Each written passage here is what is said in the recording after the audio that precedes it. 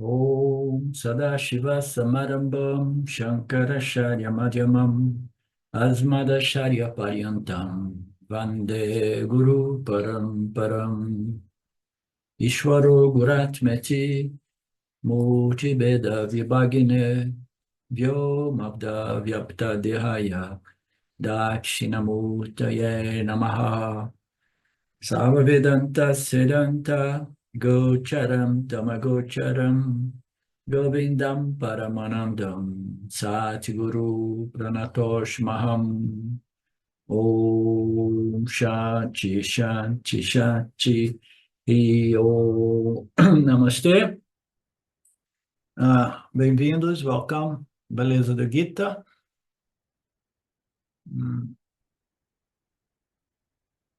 Okay, iniciou.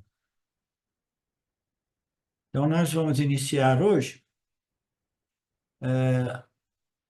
verificando, primeiro de tudo, se nós temos algumas coisas a compartilhar, né? Algumas respostas, algumas questões, algumas dúvidas, algumas certezas. Então, fica o espaço aberto. Ok. Então, vamos lá. Nós vimos na aula passada, né, dando continuidade no capítulo 10, nós estamos chegando ao fim. Krishna Guru, né, está apresentando mais aspectos ou glórias deste divino Criador, essa inteligência suprema. E como nós já vimos, né, eles servem somente para que a gente possa identificar a partícula Deus embutida na criação ao nosso redor, né? A ciência quer encontrar a partícula Deus, ela procura encontrar na matéria, no átomo, né, ou por trás do átomo, né, ou onde quer que elas queiram, mas elas procuram isso objetivamente, né, no mundo anátema, né, no mundo mítya, nos objetos de mítyas, no namarupas de mítyas, no fenômenos de mítyas, né?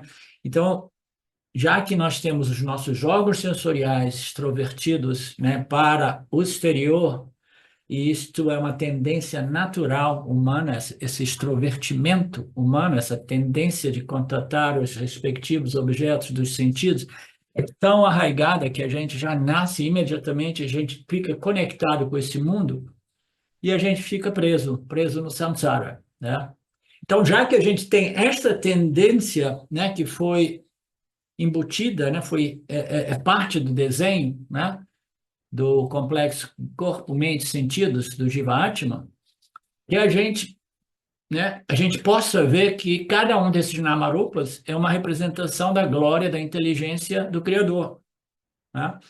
Então, tudo isso serve para reforçar na gente a capacidade mesmo que nós estejamos ainda extrovertidos, né, em contato com o mundo exterior, que nós possamos pelo menos identificar que tudo isso é nada mais, nada menos do que Deus Brahman, em sua natureza saguna, cuja real natureza é Nirguna Atma, né?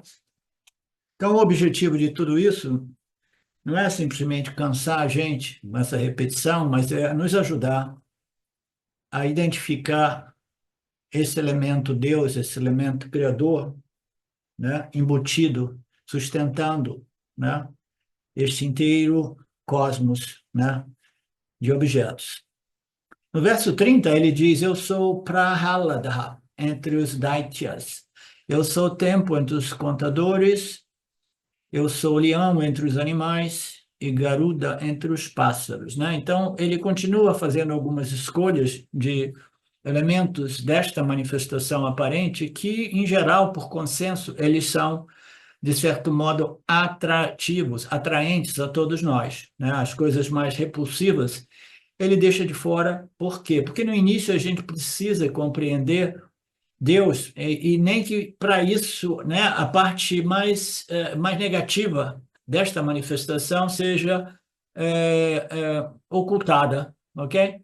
Porque se ele diz, eu sou o criminoso, eu sou o estrupador, eu sou isso, eu sou aquilo, né? A pessoa diz, pô, eu não quero saber de você não, cara. Tá? Não é assim, Mariné? Né? Aí ele diz, não, então tudo bem, eu vou apresentar a minha face divina para vocês, todas as minhas naturezas auspiciosas, né? E mais tarde eu vou dizer para vocês, ó, eu sou todos os pares opostos. Eu sou o bem e o mal, tá? Mas eu sou o bem e o mal, não no sentido de que eu sou responsável, eu, unicamente pelo mal, né? Nas palavras, né? Colocando palavras na boca de Ishvara. Não, não, eu sou o mal porque eu concedi a vocês o livre-arbítrio, e o livre-arbítrio de vocês lhes dá a liberdade de violar as minhas leis e princípios que harmonizam este universo, que estruturam e harmonizam este universo. Se você viola as leis, você está cometendo um erro, né? E esse erro vai causar sofrimento a você e as pessoas e coisas no seu meio ambiente, tá? Então, violação do Dharma é um mal original. Então, que mal original? Esse mal original vem da onde? O pecado original vem da incapacidade de discriminar o bem do mal, que nada mais é do que o Dharma e a Dharma, que é fundado numa ignorância ainda mais fundamental, que é a ignorância da natureza do Dharma e do Adharma, que é absolutamente a coisa mais comum nos dias de hoje. Nós estamos vivendo uma época do engano, da mentira, que é tão profundamente dominante, né, que as pessoas boas se uniram, literalmente se uniram ao exército de Duryodhana. Por quê? Porque foram enganadas, acreditaram em toda a mentira e todo o engano, tá? E aí a pessoa perde a capacidade de discriminação clara entre o Dharma e a Dharma, e o bem e o mal. Por quê?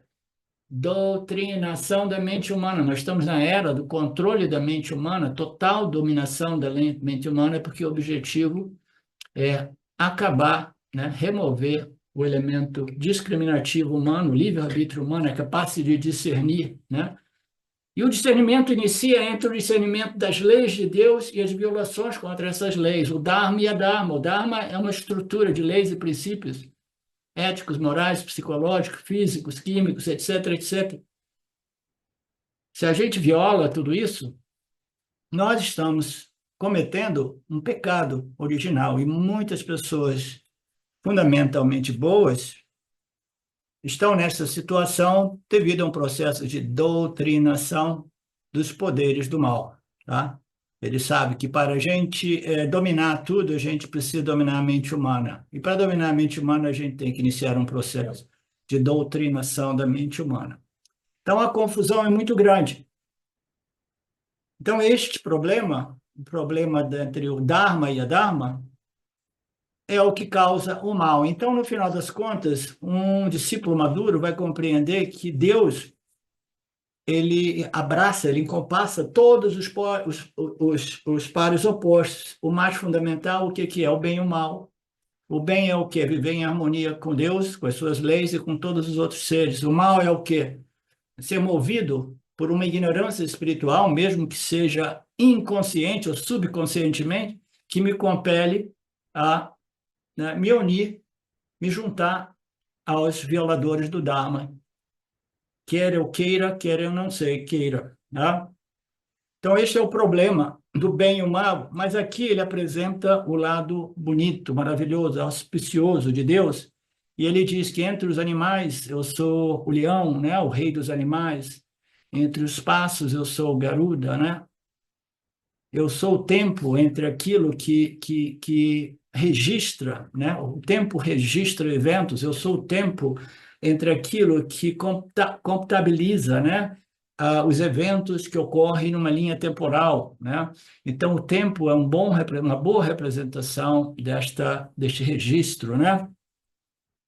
Então, eu não entro nos pormenores diversos desse tipo, porque não são muito relevantes para a gente. São mais relevantes para as pessoas que nasceram e foram criadas nessa cultura hindu, védica, né? Que conhece todos esses personagens dos Puranas, tá? Então, eu sou o pai de todas as criaturas. Eu procuro me manter no conceito mais essencial da passagem desses textos, né? Então, ele diz, entre os pais, eu sou o Prajapati, né? Eu sou o pai de todas as criaturas. É uma personalidade muito importante na cultura védica, na cultura purânica. Quando dizem que Brahmaji é a criação, toda a humanidade surgiu de Brahmaji, e primeiro Brahmaji, e do primeiro Brahmaji, 14 Prajapatis. Então ele fala entre os ditas, eu sou, entre os ditas, eu sou Prahalada, né? Prahalada, com esta personalidade aqui. Então tem a esposa, tem o Didi, tem outra esposa, a Aditi, são chamados de devas, divindades, e os filhos de Deus são chamados de asuras, demônios. Então, o ponto importante aqui é compreender que Deus, digamos que Deus seja Ishvara, para simplificar a nossa linguagem, e Deus projeta um organismo, né? Um organismo complexo, inteligente, tal qual o complexo corpo-mente humano, né? Então, aí ele vai projetar isso da onde? Vai projetar isso do campo das vasanas, do campo das tendências macrocósmicas, né? Deixados pela última laya, pela última manifestação antes do pralaya. Então, ele projeta isso. Quando ele projeta com base na matéria-prima que ele tem. Na matéria-prima é o campo das vasanas de todos os seres vivos.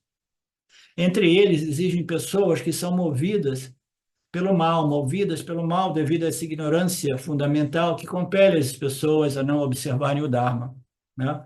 Então, essas são pessoas chamadas asuras ou demoníacas, né? Portanto, devas e asuras nascem do semideus, do mesmo Deus, mas dentro dos Puranas eles dizem assim, é o mesmo Ishvara, é o mesmo Ramaji, mas ele fez amor com duas mulheres, né? E uma mulher tinha algumas tendências negativas e a outra tinha tendências positivas. Então, os Asuras nasceu de uma dessas mulheres, tá? Então, tudo isso é para cobrir, né? Proteger a imagem de Ishvara ou Brahmaji, dizer, não, o Brahmaji, ele além de pureza ou impureza, né? Mas os pares, as mulheres dele, das mães dos filhos, né? Os mães dos filhos do Criador. Então, indica que o quê? Isso é simbólico, naturalmente, indica que todos nós nascemos do nosso corpo individual de vasanas, né? E neste corpo individual existiam purezas ou impurezas, ignorâncias e sabedorias, né? Existiam positividade e negatividade, né? Tendências positivas e negativas, existia a bondade e a maldade. Então, tudo isso existe dentro de cada um de nós em proporções diferentes entre nós, né? Então, o que isso tudo significa? Significa que todos nós nascemos deste corpo macrocosmo de vasanas que né, constituem o nosso corpo, mente, sentidos, no qual nós temos tendências positivas e negativas, né? Nós obtemos vritis, né, modificações mentais, emocionais, que são consideradas demoníacas, ou asura vitris, né? E nós obtemos também sattva guna, né? Aí ele diz assim, que essas tendências, né, desses vritis, essas predisposições negativas, asuras, né, vritis, elas são derivadas a uma mente sobre a influência, né, sob a influência de muito rajoguna, principalmente, tá? Então, uma pessoa muito rajásica é uma pessoa movida por muitíssimo desejo, e se ela não tiver um sattvaguna, um bloco de sattvaguna por trás daqueles rajas, o desejo irá compelir tais almas individuais a violar o Dharma, porque o desejo é uma força incrível. Quando você quer alguma coisa, você quer tanto. Se a força do desejo for muito forte, a pessoa vai ficar cega das suas próprias violações do Dharma, porque ela vai justificar, vai fazer isso, e vai simplesmente, né, fazer aquilo que ela faz para obter o que ela quer. Tal é a força do desejo. Então, ele aqui disse que o problema maior é o Rajoguna, excesso de Rajoguna, né? Então, um chamado Daivi Sampati, mas tem aquelas tendências virtuosas, né? E tem aquelas tendências demoníacas, que são do Asuri Sampati, né? Então, tendências virtuosas, tendências demoníacas. Nós veremos isso mais profundamente no capítulo 16 do Gita. Está chegando, hein? Então, isso serve, né? O simbolismo, tudo bem, mas o simbolismo é um símbolo daquilo que ele representa. Ele representa o quê? Representa aquilo a partir do qual nós somos constituídos, né? São as nossas tendências, as nossas vasanas, as nossas predisposições, a nossa configuração de Rajoguna, Tamoguna e Sattvaguna, né? Então, tudo isso, Vedanta não é uma ciência acadêmica, filosófica, né, intelectuosa, né? É um processo no qual nós nos colocamos, né, como num laboratório no qual eu estudo a mim mesmo. As escrituras irão expor a mim mesmo dentro do âmbito dos ensinamentos, né? Então, de que tipo de tendências eu sou movido, né? Então, esse é o ponto. Geralmente, os asuras são negativos em seu pensamento, sim? Eles são muito desejosos, mas existem exceções às regras, sempre existem exceções às regras. E mesmo entre os asuras, né, é possível nascer um grande devoto do Lorde Criador. E ele apresenta o exemplo do Prahalada, o filho de Hiranyakasipu, que era um asura, né? Era um violador do Dharma e um desafiante de Deus. Ele era simplesmente um grande inimigo do Senhor, tá? Ele odiava muito o Senhor. Você conhece a história, talvez, né? Eu não conheço, né? Ele odiava o Senhor tal, tal, tal, tal, de tal, odiador tal Senhor. E não só isso, ele se tornou... não, aí ele disse que ele teve um filho, e esse filho se chamava Prahaladaha, e esse filho nasceu de uma família, né, de Asura, mas ele se tornou um amante de Deus, um devoto de Deus. Ele se tornou um devoto tão grande que de manhã, quando temos que nos lembrar de todos os devotos, a gente lembra desse que nasceu de uma família de asuras, né? Então, qual é o ponto aqui? O ponto é muito simples, né? A gente jamais deve, nós não devemos nos vitimizar com base no nascimento, tá? Com base nas nossas circunstâncias originais, de ver, eu nasci, meu pai era bêbado, minha mãe era uma ladra, isso e aquilo, não, eu sou assim, fui feito assim, e eu justifico, né, que eu tenho que ser assim, portanto, vocês têm que me aceitar assim como eu sou, porque nada pode ser mudado. Não. Você jamais deve se modificar, se vitimizar com base no nascimento, né? Todos nós temos essa inteligência humana com uma faísca, ao menos que seja, de inteligência discriminativa que nos permite redirecionar nossas vidas, reexaminar os nossos processos, nossas tendências, nossas atitudes, palavras e ações. A gente tem isso à nossa disposição que nos permite a transformação sempre, né? Apesar das circunstâncias nas quais nós nascemos, né? Então, ele apresenta o exemplo deste filho de um Asura, que ainda assim se tornou um grande devoto do Criador. Portanto, na Índia, antes de você abrir o jornal de manhã cedo, isso 20 anos atrás, ou mais, uns 25 anos atrás, Swami estava fazendo essa exposição do Gita, e ele tinha o hábito, né? Até hoje eu fiquei sabendo que ele tem o hábito de manhã cedo abrir o jornal, né? Levam para ele o jornal todo dia. E ele diz, antes de eu ler o jornal e perturbar a mente com tanta coisa negativas, né? Porque o jornal é cheio de sangue, né? Cheio de problema, né? Ele vende quando ele tem muita drama, né? Então, eu estou me lembrando de manhã cedo, antes de ler o jornal e perturbar a minha mente, né? Eu lembro-me dos nomes de todos esses grandes bhaktas, né? E o bhakta mais famoso é Prahalada. E ele nasceu de uma família Asura. Mas ele, embora tenha nascido de uma família Asura, ele nasceu com caráter de um devoto do Senhor. Ele tinha Sattvaguna necessária, que desde a infância ele já era um devoto do Senhor. Então, não dá para a gente compreender realmente, a gente poderia dizer, então deve ter sido uma falha no sistema Ishwara. Então, o computador Ishwara, ele é sujeito a alguns vírus que produzem determinados defeitos, né? Mas quem somos nós para dizer, né? Porque as coisas não são realmente assim como elas parecem ser.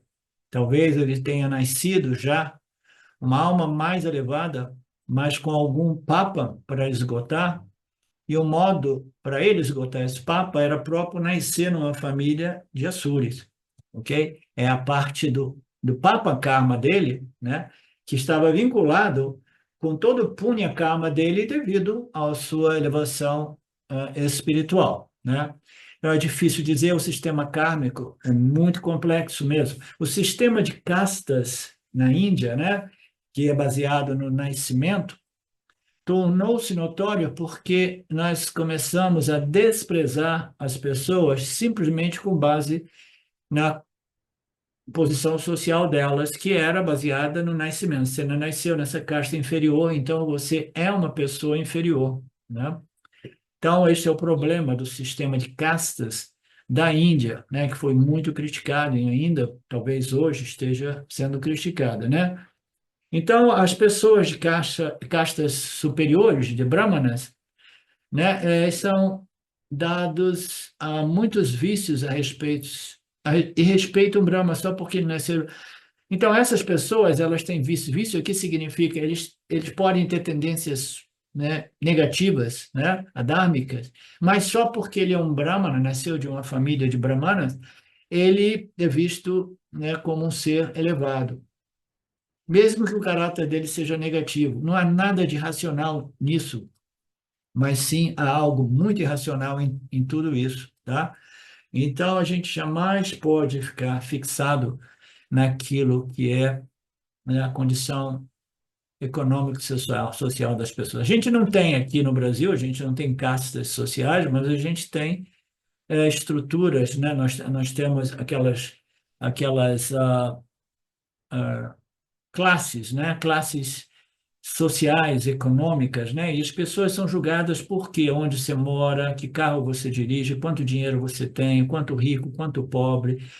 Então, tem todos esses parâmetros que as pessoas vão utilizar para te rotular, né? E o convite aqui é a gente ver, né, aquilo que existe por trás de tudo isso, ver o caráter da pessoa, assim como ela é, entendeu? Independente da sua condição socioeconômica. E, portanto, Jati não torna uma pessoa grande, o nascimento não torna uma pessoa grande, mas o caráter da pessoa, que é independentemente da classe social econômica do nascimento da pessoa. Se você nasceu numa família de violadores do Dharma, se você é filho de Ravana, o rei demônio de Lanka, né? Ele era um brahmana, mas ainda assim ele desafiou o Senhor e se tornou um demônio, né? O rei dos demônios, né? Então são todas entidades demoníacas que a gente precisa compreender tudo isso, né? Porque isso me lembra mais uma vez aquela situação com uma das minhas primeiras namoradas, que eu fui num encontro de igreja e ela desafiou o padre dizendo assim: se Deus é amor e bondoso, por que que ela criou tantas pessoas do mal, né? Então, então nós temos que colocar tudo isso em perspectiva e compreender que existe sim entidades extremamente demoníacas, elas vivem através da dor e do sofrimento sem nenhuma empatia, né? E eles idolatram essas divindades demoníacas. Existe isso na sociedade de hoje. Está tudo vindo à tona, principalmente para quem acompanha as notícias no hemisfério norte, né? Então, filho demoníaco, né? Ninguém na lista das pessoas a serem lembradas, acrescentamos Ravana, não. Portanto, não é o nascimento, não é o nascimento, mas é a nossa configuração única, nossa personalidade, o caráter, né, em harmonia com o Dharma, em harmonia com as leis de Deus, que irá definir o nosso grau de elevação espiritual, né? Muito embora as pessoas elevadas espirituais não são pessoas respeitadas nesse mundo moderno de hoje. Elas são menosprezadas, criticadas, demonizadas e vocês não fiquem surpresos se nós vivermos o suficiente, de repente, em 10, 20, 30 anos, talvez até mesmo nós possamos ser pessoas demonizadas, criticadas por estarmos estudando o Vedanta. Mas nada disso importa. O importante é que a gente saiba que o caráter da pessoa não tem preço, não tem preço, né? A gente pode perder tudo, mas a gente não pode perder a nossa personalidade moral, ética moral. Perder o corpo físico não é nada comparado com perder a nossa personalidade ética, religiosa, moral, tá? Portanto, valorize a alma individual, o caráter do indivíduo em sua essência, né?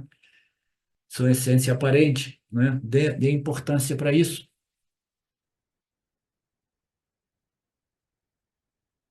Ele diz: eu sou o tempo, aquilo que vou computando toda a passagem dos eventos que ocorrem numa linha temporal. Para muitas coisas, você mantém uma contabilidade. O computador vai computando tudo isso, né? Especialmente, mas existe um computador, que é o sistema Ishwara, que é um sistema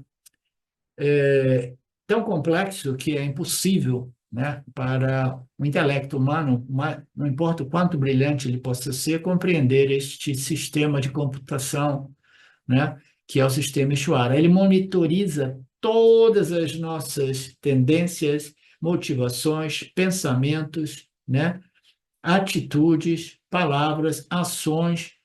Tudo isso é monitorizado por esse sistema Punya Papa de Ishwara, né?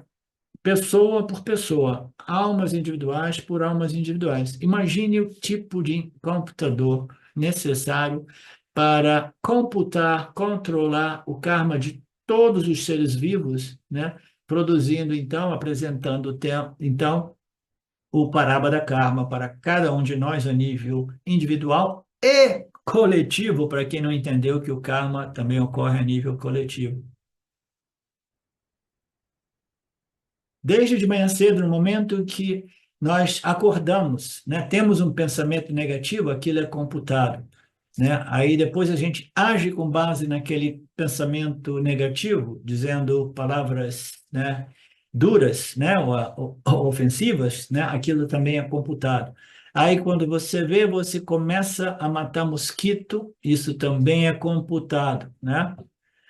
Cada um desses atos, pensamentos, tendências, né, tudo isso vai entrando no sistema.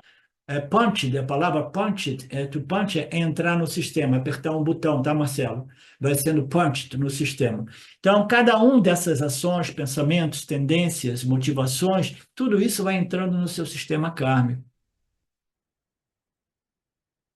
Tudo isso que você faz deliberadamente ou subconscientemente é um karma. E não apenas você realiza ações neste nascimento, mas você está eternamente envolvida em ações e resultados das ações através de muitos nascimentos, né? Você tem muito santita karma acumulado. Você tem agamis, karmas futuros e você tem parabada karmas que você está iniciando. Todos esses karmas devem ser armazenados no sistema Ishwara. Então, aqui ele elabora um pouco mais com alguns exemplos. Ele diz quantos jivas existem, só os seres humanos, né? Nós somos mais de 8 bilhões, o Marcelo deve ter editado isso, porque provavelmente falava de 6 bilhões, né, Marcelo? Nós somos 8 bilhões. Na própria Índia, né, tem mais de 1 bilhão, na China tem mais de 1 bilhão também, nos dias de hoje. E aí existe uma infinidade de outros jivas que não são humanos, né? Mosquitos, formigas, baratas, todos eles fazem parte desse sistema kármico, né? Eles têm karma, sim, Sanchita, Parabada, e Agami Karma. Desde o menor até o maior karma tem que ser computado neste computador macrocósmico. E não somente tudo isso é devidamente computado, todos os karmas são registrados para produzir os parábadas, os resultados, e os resultados, eles manifestam também numa linha temporal que é precisamente desenhada, tá? Então, aqui ele não tocou neste ponto. O karma de cada ser humano, ele precisa ser um karma positivo, um karma satívico, um karma dármico, em harmonia com o Dharma, entendeu? E não somente isso, mas ele precisa ser em seu devido tempo também. Porque nós podemos apresentar boas ações, mas se nós estivermos fora de tempo, aquelas ações podem produzir papa também, tá?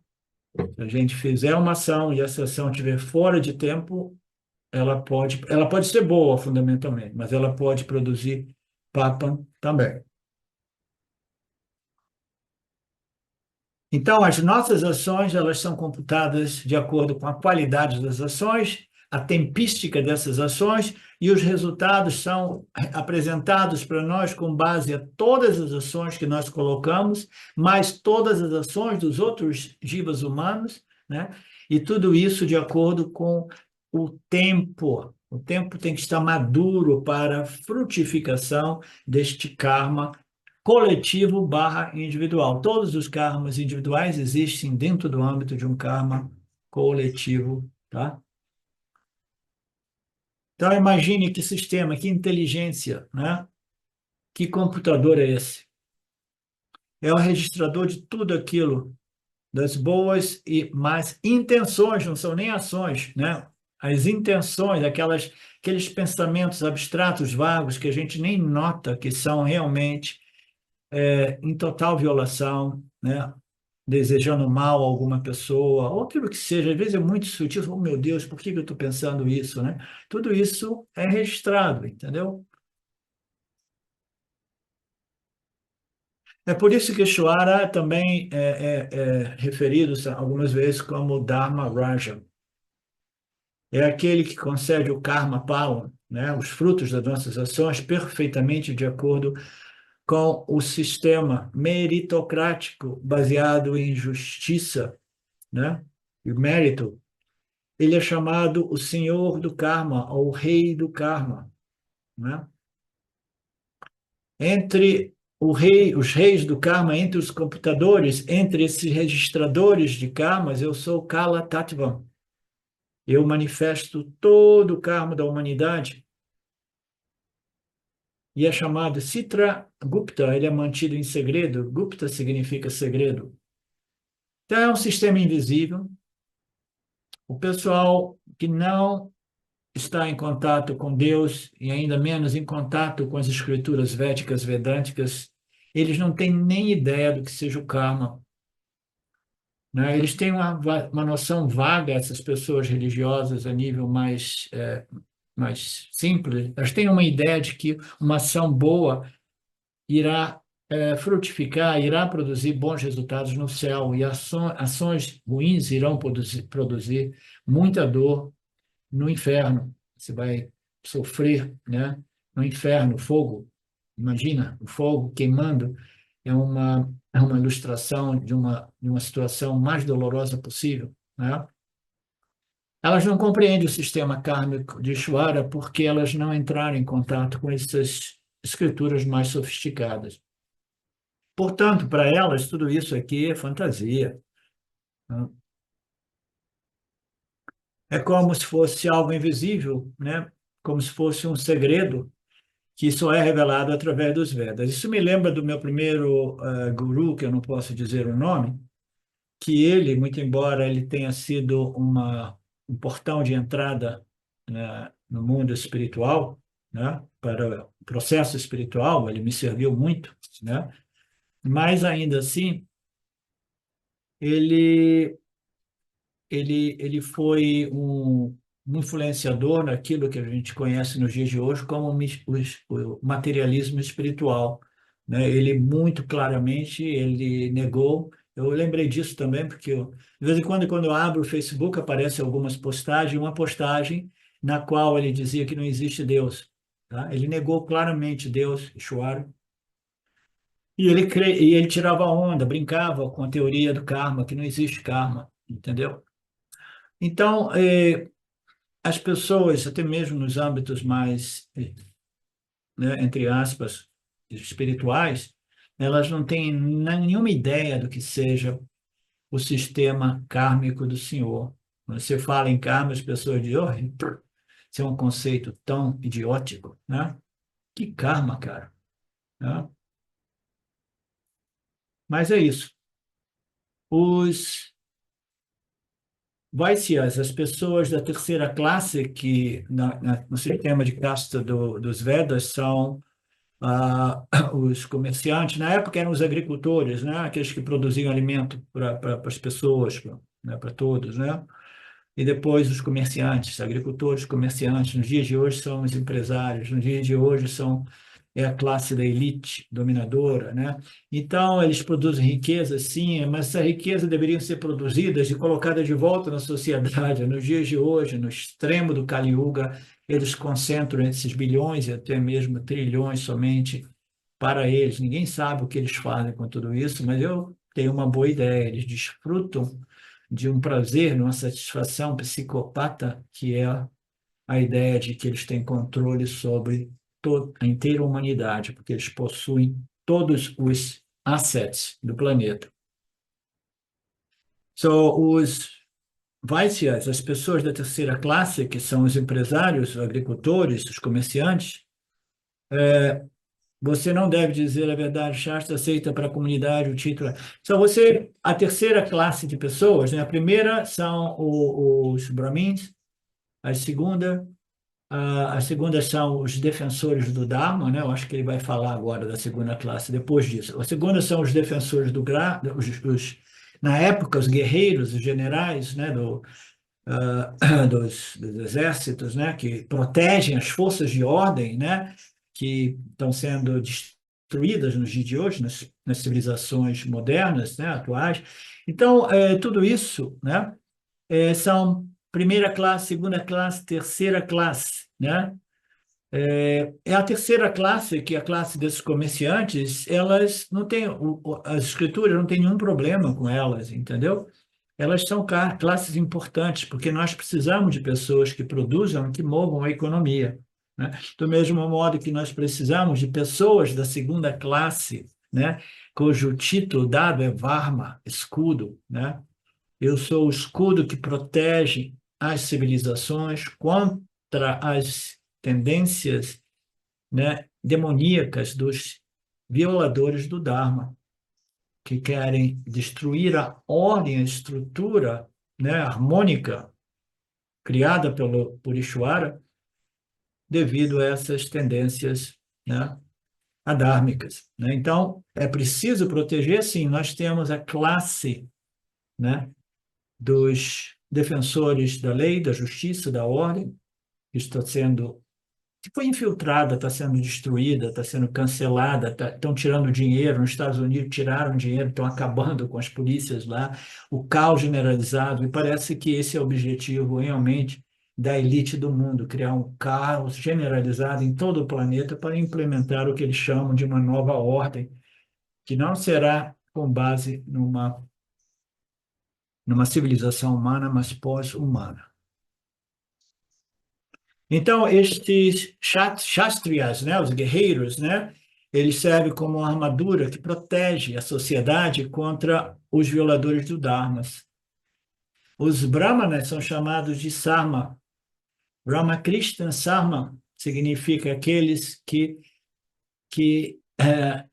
Sarma significa quietude, paz, tranquilidade. Então, esses indivíduos da primeira classe, que seriam os Brahmanas, em teoria, né, eles são aqueles que mantêm, eles que propagam, né, o conhecimento entre eles, o conhecimento espiritual, religioso, que é o mais importante, né, sem o qual as civilizações colapsam, como está acontecendo agora, né? Então, esses são os Brahmanas, né? Todos esses karmas são mantidos, computados quase que secretamente, porque ninguém conhece realmente essa equação kármica de Ishvara. É por isso que na Índia, na nossa tradição, tem um dia que você faz um puja especial para Citra Gupta.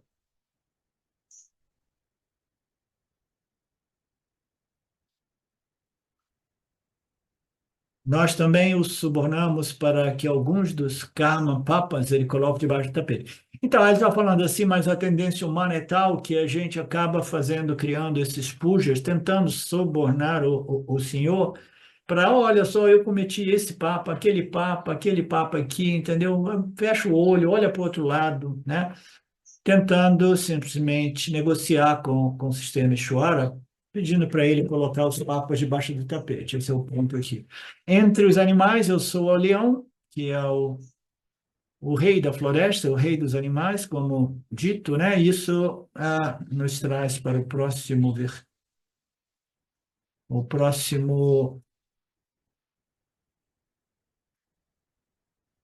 arquivo. Ok? Vocês estão com o próximo arquivo aí?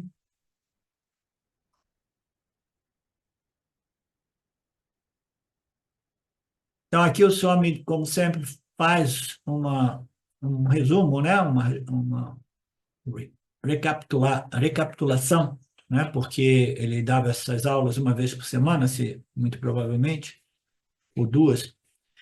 Então, tudo isso com o propósito de nós podermos invocar o Senhor, né? Simbolizando um desses aspectos da criação. Os rios são grandes símbolos do Senhor, entre os rios o Ganges, é o símbolo dos rios principal, e Krishna disse, entre os rios eu sou o poderoso, grande rio Ganges, né?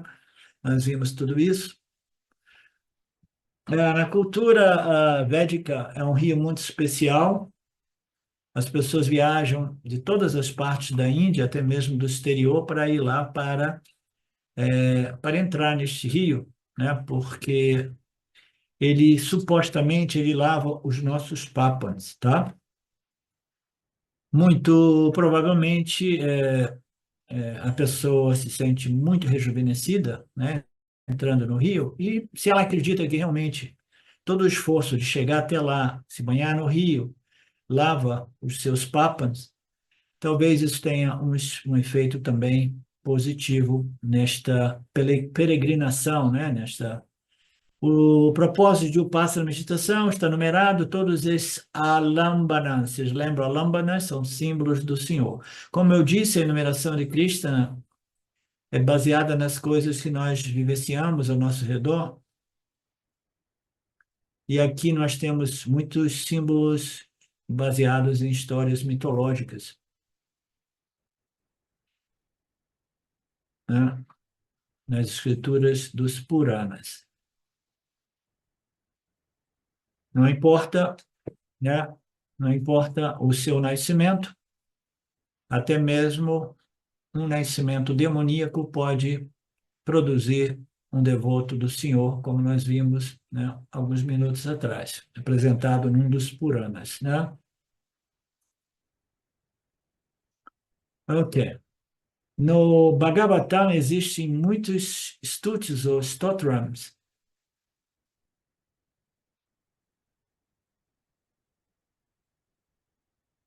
O Vedanta mais elevado também está contido nesses stutis, e nisso também é excelente. O Bhagavan mais famoso, como eu disse, isso é importante porque, embora Prahlada nasça com Azura, através de sadhana espiritual, uma pessoa se eleva a sua caráter, sua personalidade e pode se tornar um Jnani, né? É o mesmo conceito, tá? A gente jamais deve ficar preso nas circunstâncias que nós obtivemos com o nascimento, né? Como eu já compartilhei com vocês algumas vezes, eu tive o nascimento, era Púnia, sim, mas como Púnia está sempre de mão dada com o Papa, tinha muito Papa também, né? E assim cada um de nós.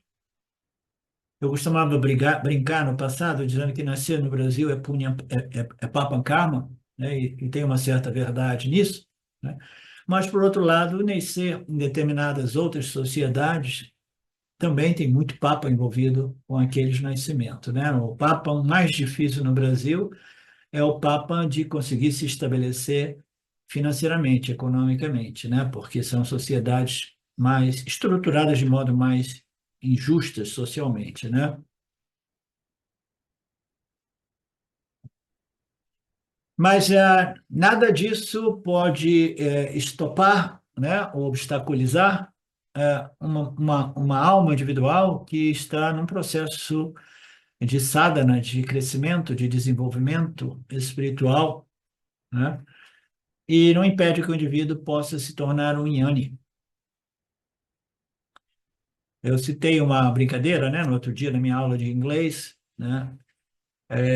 Porque agora eu me lembrei novamente, é que quando eu estava na Índia, né, com o meu primeiro guru, eu sempre tive essa, essa fixação, não? Eu quero a iluminação, eu quero o autoconhecimento, eu quero isso e aquilo, né? E eu estava muito focado em meditar lá, né? Lá dentro só oferecia isso, né? Uma terapia e a possibilidade de fazer muitas técnicas de meditação.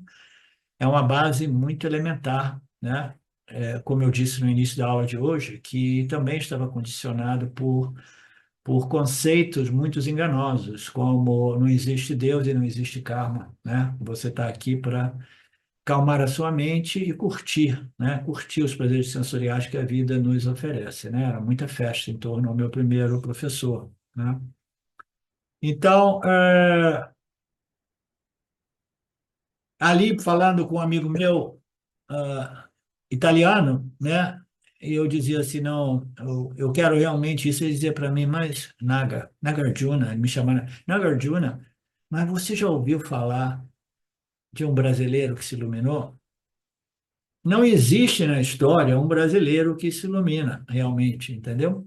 Não existe um brasileiro Yanni. Os Yannis podem ocorrer na Índia ou em algumas outras nações.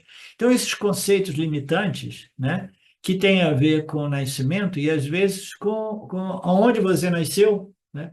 O indivíduo pode nascer numa sociedade totalmente estéril do ponto de vista espiritual, mas ainda assim brotar e produzir, né, o autoconhecimento e começar a semear, né, a autoinvestigação que conduz ao autoconhecimento, né? Então, nada pode nos impedir de chegarmos ao Atmayana. Portanto, não nos precisamos nos sentir derrotados ou mal por causa das condições do meu nascimento, por causa das minhas condições sociais, econômicas, né, por causa do meu karma. O nascimento e as nossas condições sociais não determinam o quanto elevado ou inferior eu esteja neste processo. O que é importante é o meu caráter, a minha personalidade gúnica, como às vezes eu costumo dizer, né? A minha configuração gúnica, né? O meu caráter moral, ético, dármico.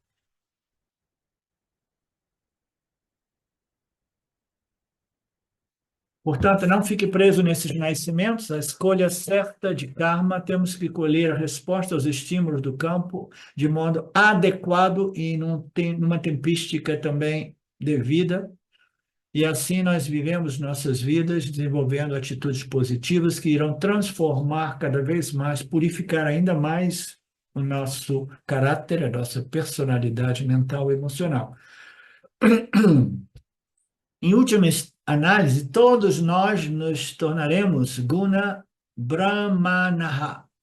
Então, o que que ele está dizendo assim? No final deste processo que conduz à elevação espiritual, o autoconhecimento e moksha, nós desenvolveremos sempre mais sattvaguna, sattvaguna, sattvaguna, e ali sim nós teremos, né, em teoria, né, nós seríamos definidos como brahmanas, porque brahmanas ele é um símbolo, né, de um indivíduo que é movido por muito sattvaguna espiritual, religioso espiritual, tá? Então, neste processo, nós todos, independentemente do nascimento, da nossa condição social, econômica, né, nós nos tornaremos guna brahmanaha. Por isso, Krishna aproveitou a oportunidade para nomear aquela deidade de Prahalada, não vou nem tentar repetir esse nome.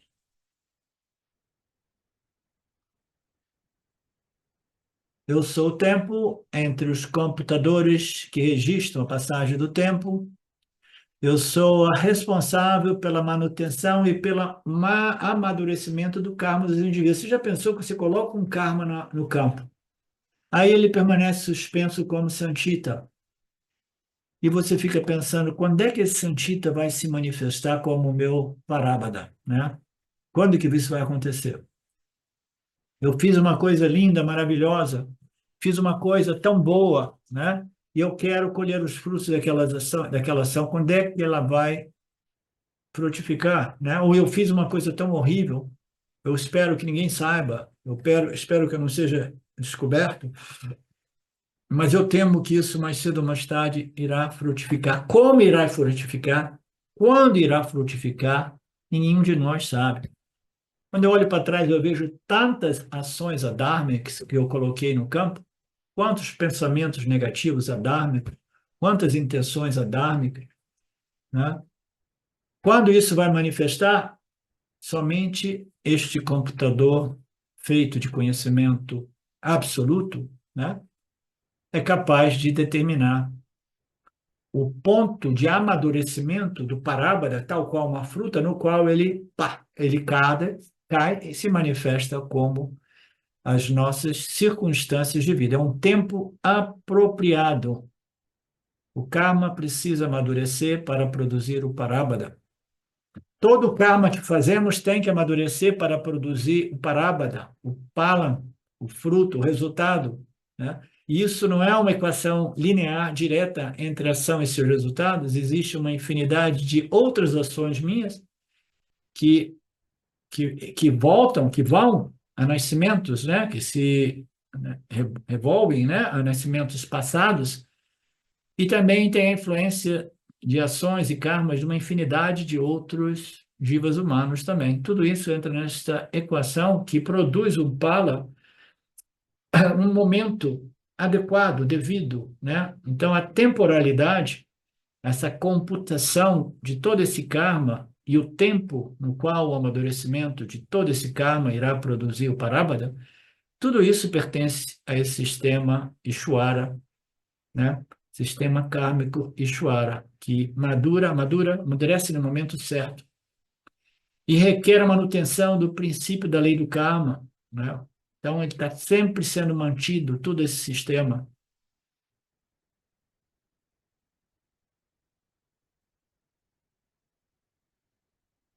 Qual é o modo de sair desse sistema kármico, né? Porque, como nós sabemos, a nossa capacidade de produzir karmas 100% satívicos e dármicos é limitada, porque a maioria de nós vivemos sob pressão de tendências adármicas também, né? Então, qual é o modo da gente se livrar desse sistema, né? Porque a gente nunca sabe quando determinadas ações que nós colocamos no sistema, como uma alma individual, porque os karmas eles são computados a nível individual. Então, é coletivo, mas coletivo ele é distribuído a cada alma individual. Os nossos esforços pessoais e, né, as ações, as tendências coletivas de um grupo, de uma cidade, de uma nação.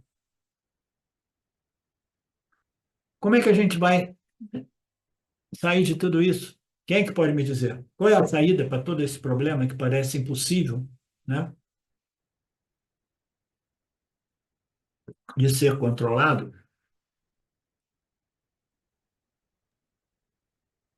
É saber que você é a punha e que não é que você não tem punha e papa realmente, porque você não é esse corpo, essa mente.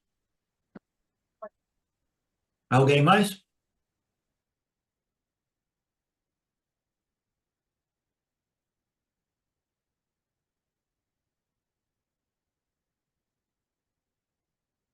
Então, tudo isso, né, nós sabemos que neste processo, a observação do Dharma, as respostas dármicas adequadas, né, numa tempística de vida, etc., são fundamentais porque nós queremos ir produzindo uma mente sob a influência de mais punha do que papa, porque punha permite a mente dar uma relaxada e uma mente mais pacificada consegue entrar mais eficazmente nesse processo vedântico de inquirição naquilo que é a real natureza do complexo corpo, mente e sentidos da alma individual, né?